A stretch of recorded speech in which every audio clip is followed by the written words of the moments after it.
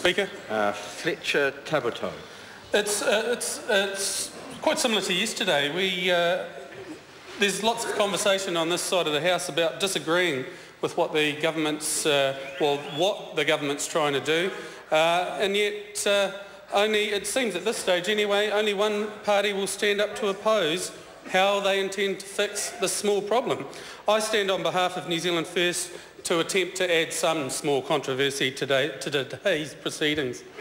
This bill amends the purpose and the amount of the petroleum or engine fuel monitoring levy which is currently provided for under the Energy Act 1989, Section 24. New Zealand First does agree with the obligations to meet international energy agreements. It does agree that the 90 days of oil stocks are absolutely essential. We as a country must meet our obligations to our international commitments, and these stocks must be held with our suggested domestic oil supply. It's a $20 million commitment over the next 3 years. It's not large, but as was well spoken to by previous members, there are reasons why this bill shouldn't go ahead as written. What's important to note as well is that it's not just physical stocks, and actually it's not stocks in New Zealand. What we're talking about is the rights to tickets or stocks held in other countries, which will count to our total stock obligation. We are buying these overseas commitments, and we are actually leaving those reserves in those other countries. We've been told the costs of these tickets are going up. These costs, increase of costs are due to the decrease in domestic production of oil, an increase in the price of the ticket contract price, and an increase in the volume we need to hold. And we acknowledge that these are real issues. MB forecasts a further increase in prices of these tickets, and again, we acknowledge that it is a problem now. We must meet our obligations, and these commitments will get larger over time. We do not dispute any of these facts.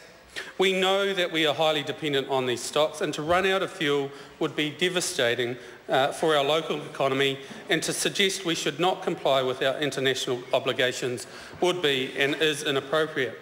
But this is where our take on the actions necessary differs from that of the government. We are told that the vote energy budget is now insufficient. But the government's solution is simply to add another tax to New Zealand road users especially. AA points out New Zealanders are currently paying 67.129 cents per litre of petrol just on tax. 67 cents on the price of petrol is currently being collected by the government as fuel excise, and that is before motorists pay GST, which is on top of. Just to clarify, New Zealand First has always opposed a tax on a tax, which is a prime example of the situation now. And as the Legislation Advisory Committee correctly points out, this new levy can be categorised as being a charge in the nature of a tax. New Zealand First acknowledges that asking the fuel companies, as was discussed in the select committees, to build infrastructure large enough to meet our physical stock obligations would simply put prices up even more, and this is what we in New Zealand First are trying to avoid. We were told by the Minister that oil is our fourth biggest export, and right now we're searching for more. Why can we not simply use existing levies to offset this increased cost to ensure we comply with our international obligations? Apparently we are looking to increase our domestic capacity, so our stocks will increase. New Zealand First applauds this, but would suggest to the Minister of Revenue that they look to ensure that we as a country benefit more than the large oil conglomerates do when they come and start taking oil out of our land. New Zealand First has campaigned strongly on regional development, for example, and looked to these recent announcements as an opportunity for government to share in their largesse with the regions. Recent OECD reports show very clearly that this government needs to take another approach to building wealth in this country. And the report gives clear suggestions that this might take the form of economic policy where all New Zealanders can share in this wealth and income generating activity. Whilst we believe that the government will pass this legislation despite our protests, further burdening road users with another levy in perpetuity for a problem that can be resolved in the short term, we offer some suggestion for the Minister's consideration. One of the discussions I have had with those affected by this bill revolved around using the GST component to purchase the required tickets or stock, or even use the levies we already have to address this problem. Let's not create another one.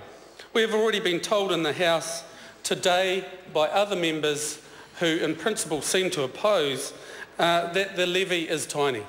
Let's absorb it.